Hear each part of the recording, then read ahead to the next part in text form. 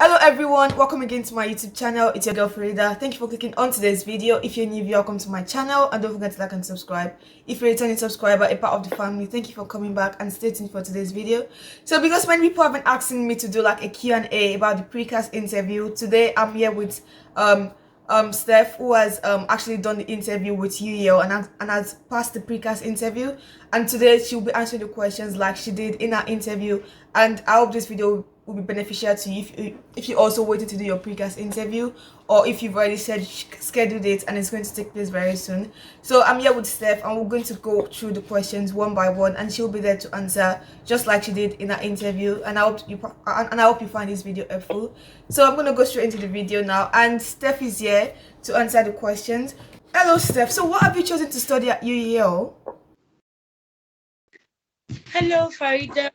Okay, I chose to study at UEL because of so many factors. One was the affordability, the tuition affordability.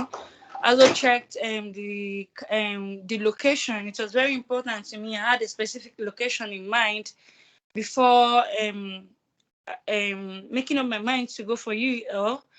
So why I also I checked the course modules for my course.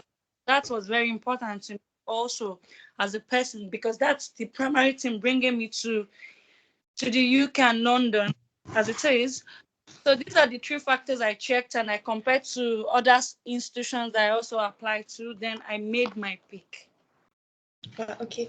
And what have you decided to apply to study in the UK? Why did you not choose a different country to study at? Okay, first and foremost, why I decided to study in the UK is I consider the high quality education. As we all know, the standard of education in the UK is pretty very high compared to my home country. Now, coming to Nigeria, where currently I am, our education system, we all know we are coming up, but we've not actually gotten to the standard the UK is at the moment. We are trying, but our assessment quality for education, it's still basically, I would say, theoretical. It's not practical. It's more like our lecturers are more interested in attendance and then coming to classes to, we jot down and all that. The UK made me, from my research, the UK was able to find out that it's more of hands on deck. It's practical. It's not all about attendance. There are a lot to be considered. I also checked about tuition affordability between the UK, Canada, and USA. Okay, take for instance, for my course international business management in the UK, my course is about 14,340 pounds, which, if I'm to compare to Canadian dollar, it's almost the same thing. Actually, the same thing. Same with the US. If you're to convert them to dollars, it's still the same amount of money. But then the trick there now is the UK is offering me to come. The UK considered time management to me. Now, me coming to the UK, I know my course, I'm going to be studying for 12 months. Then I decide to go to a place like Canada. That course, I'm going to study for 24 months. Or I decide, yes, that course, I'm going to study for 24 months. So now, why would I pay the same fee I'm to pay in the UK and come spend so much time still going to get the same value of education I'm getting in the UK? It doesn't make sense to me. So I wanted somewhere that I could manage my time and still get value for education. Okay, as we all know, it's pretty affordable studying down here. It's cheaper studying back here, studying back at home. But I won't get the quality of education, the standard of education I'm going to get studying in the UK down here. It's that unfortunate. I also considered the UK degree is recognized globally. What I mean by this is, from my research from UKVI, with my certificate from the UK, I can work in any English country, any English speaking country. I can go. The degree is recognized both by employers and academics. So now I don't need to start trying to defend so much about my degree, because they know for every work I input in the school, in the institution I get to go to in the UK, that's what they're going to give to me. But down here, coming to work in an English country or trying to get better with my certificate in an English country, they want a certification to help top up my degree because we've not gotten to the level. So the UK basically was because of the standard of education, the tuition fee affordability, the time management and duration, and the multicultural environment. Okay, down here we're used to just seeing our fellow Nigerians, but here now I got to know that I get to meet people from different tribes and people from different tribes. So now coming to study in that kind of environment, there is going to be a lot of changes. It's not going to be like the norm you're used to. You'll be put on your toes. You're going to want to meet up and to keep up to be able to excel in your academics. What modules will you be studying as part of your course at UEL? Okay, the modules I'll be studying as part of my course at UEL are number one, it's managing resources in an international business environment. I also have global project management in practice. I also have mental wealth. I also have applied business projects. I also have organizational behavior and global strategy. There's also sustainable managing sustainable global value chains. And they're all core modules. These modules are going to be in charge of telling me on how to manage resources and brand positioning, how to strategize and stuff like that. I noticed that your last formal education was 5 years ago. Why have you decided to come back to uni at this point in time? Okay, as we all know, I graduated from school in 2016, August 2016. And down here, we have something we call a compulsory 1 year youth service corps, which I did from 2017 to 2018. So that occupied my whole 1 year. After that, I did a little bit of freelancing, and then I got to work with Smile Communication Nigeria. My workplace, apart from the knowledge and certification for career growth, my workplace also triggered the desire to come back to school because my department, I was an FSRO staff, which is field sales representative. I am in charge of upselling our product to the consumers, to the general public. So it was more of like telling the consumers why they should use your products, and having to work in the department of people that mainly studied business administration or that has gotten business certification, and you that didn't study that in school, it was a bit difficult because you have people better than you in the field to compete with. So I knew that I had to come back to school, I had to come and get trained, and had to come and get trained by the best. So it made me start looking for an institution that is going to deliver value, and which will make me, when I come back to my workplace, I would be able to compete and bring results to the table and also stand out among my colleagues. Okay, thank you for that. And who will be sponsoring your education in the UK, and what is the source of this fund? Okay, my father will be sponsoring my education and is a property developer. And do you know roughly how much your dad earns? He earns about okay, my father will be sponsoring my education and he's a property developer. He earns about £63,000 per annum, which varies. It can be higher and it can be lower, but nothing less than £50,000. Will you be coming to the UK with any dependents? Okay, no, I won't be coming to the UK with any dependents. Okay. And do you have family in the UK? Yes, I do. My sister is in the UK. Okay. And will you work during your studies? Yes, I will. I know I'm eligible to work 20 hours per week. Okay. And do you think you'll be able to manage working and studying?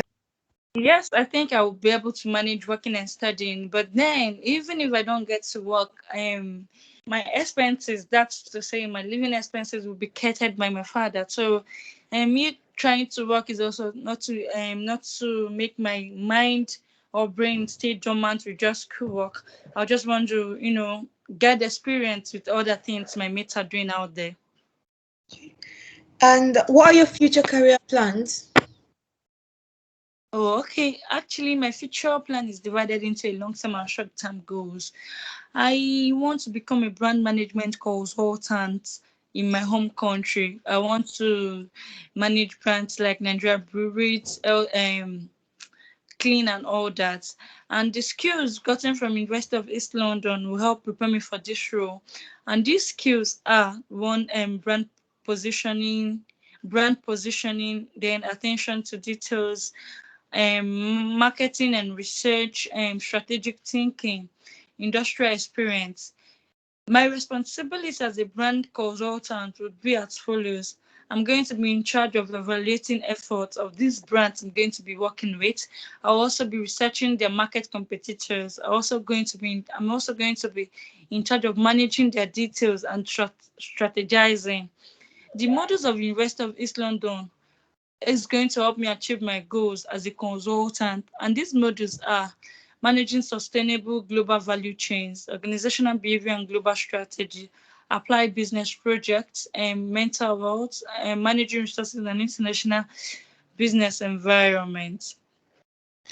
Um, with these modules from University of East London, it's going to make my job as a brand consultant easier, and it's going to also help me create value for the brands I'm going to work with. That is to say, for every brand I get to work with, there must be a result, because I'll be able to add value. That's by improving their business experience. I'll be able to solve issues. I'll be able to maximize their profits, and also with the experience and knowledge, with the world class experience and knowledge that University of East London is built in me. Every brand I get to work with must strive. And to Glassdoor Incorporated UK, I should be earning around £49,000 per annum, or according to Pay Scale Nigeria, I should be earning around 32 million naira per annum. Then for the long-term goal, I would want to have a beauty home back in my home country, because it's a very nice business. Down here, all of us want to look good, ranging from the kind of hair we make down to our footwear. So imagine coming into my brand, and you get to have everything at your disposal, ranging from your hair, your underwear, your clothing, and your footwear. Because I'm actually going to be saving you the stress of wanting to, go market hunting or go to another place to source for this things you need as a lady. Once you enter in, you're being able to we are able to provide solutions to you. That's in terms of everything you need as a lady. Where will you live during your studies in the UK?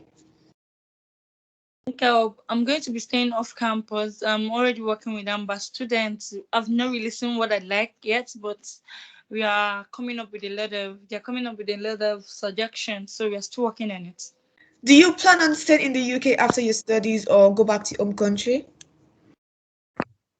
I'll definitely come back to my home country, because the reason why I came to the UK is to be trained, and for me to come back and give back the value I got. So definitely I'm coming back. So we've come to the end of the video. Steph has answered all of the questions. This is exactly how she did in her interview. She answered them. She did her research, answered the questions very well. And I really hope that you also watch this video very well and prepare for your interview.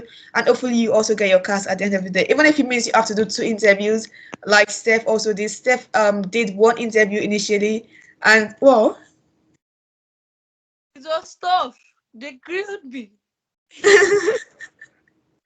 Right. So you've heard Steph now. She also said they grilled her in the interview. She did one interview first, and then she had to do a second one.